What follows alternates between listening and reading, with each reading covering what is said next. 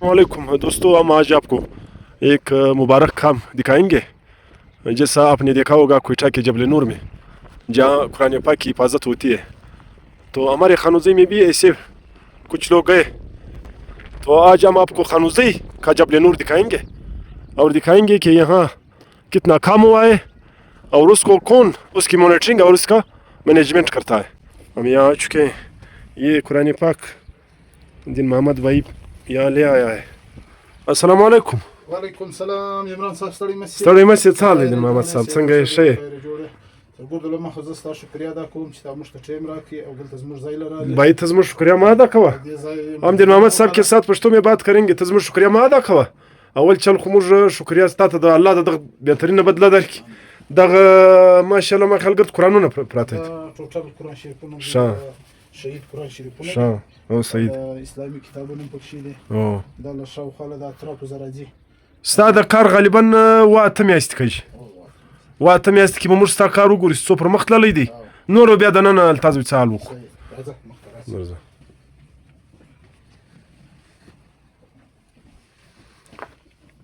जैसे आप देख सकते हो ये अंदरूनी तौर पर बिल्कुल एक टनल की तरह बना हुआ है। ये जो क्वेटा का जबल नूर है ये खानूज़ी में बना हुआ है। आप देख सकते हो मुकम्मल तौर पर यहाँ लाइटिंग का भी बंदोबस्त किया गया है। और दिन मोहम्मद साहब जो अक्सर यहाँ खिदमत के लिए मौजूद होता है, ये दिन मोहम्मद भाई दाखिल गर्द कुरान शरीफ हो दगा दिया पार्सलान उदा बोजान शाह। आगे हम जाएंगे और ये जगह आप देख सकते हो दिन मोहम्मद भाई के बकौल ये 22 फुट थी। 22 फुट लंबाई है। 22 फुट लंबाई ये मुकम्मल तौर पर कुरान पाक से बढ़ चुका है माशाल्लाह। ये टोटल टनल तकरीबन कितना ये चला गया? 55 फुट इस तरह है। 55 फुट।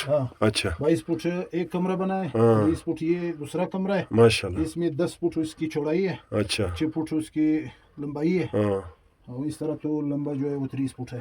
अच्छा। ये एक बड़ा कमरा है, सारे मैं इस तरह खोल के रखूंगा। अच्छा, ये अभी ये कितने फुट तक किया है? 30 फुट है। 30 फुट तक किया है। 6 फुट इसकी जगह। अच्छा सही है। 6 फुट चौड़ाई है। सही है, ठीक। 6 लंबाई है। अच्छा, तो बाकी माल भी आ रहा है। बाकी हम आपसे पूछते हैं कि इसका काम अभी भी जारी है? बस इंशाल्लाह उम्मीद है कि एक हफ्ते के अंदर चालू कर लो। अच्छा सही है। دا یو خبره به پښتو کو زموږ د کلی د علاقې والا د پاره نو د دین محمد بای خرور مخامخ مش تعریف نه کوو د کار خپل د ترجمانی کوي چې دا کار ښکاره کوي چې دا مبارک کار د کړی دی. زه ورور دغه کار خیر دی د خالد خانوزی نه دی، دا د ټوټل کاریزات دی. ان شاء الله ته خو به وایي چې دا نه ویلی چې خالد د کلی والا قران راوړي لپشینه ظلم تیله دغه راځي.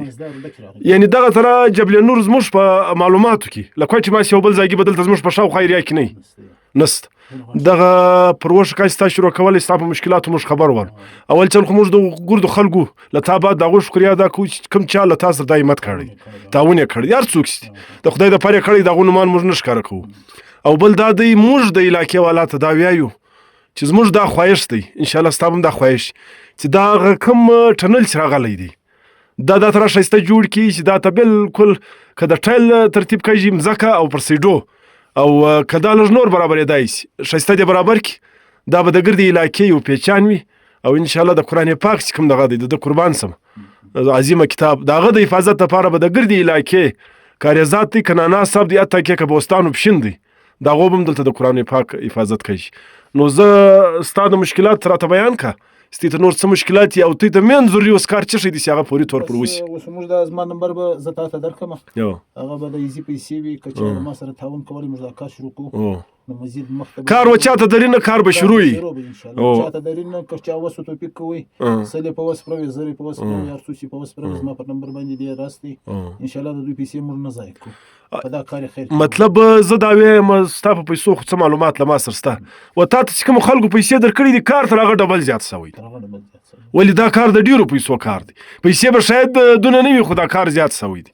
نو مطلب نو ښکاره خبر دی د خدای نصرت در سره نو الله د ستا په کار خیر دا کوم ستا شروع کړی دی و دغه تا ته د الله خیر کار خیر د پاره تا ته د الله ثواب درکړي او کوم خلکو چې تاسو سره همت کړی دی لا پر روان وخت اراده لري او هغه ته د خدای توفیق ورکړي او دا کوم خلکو چې همت کړی دی هغه ته د خدای نور د توفیق ورکړي دغه ډیره مننه.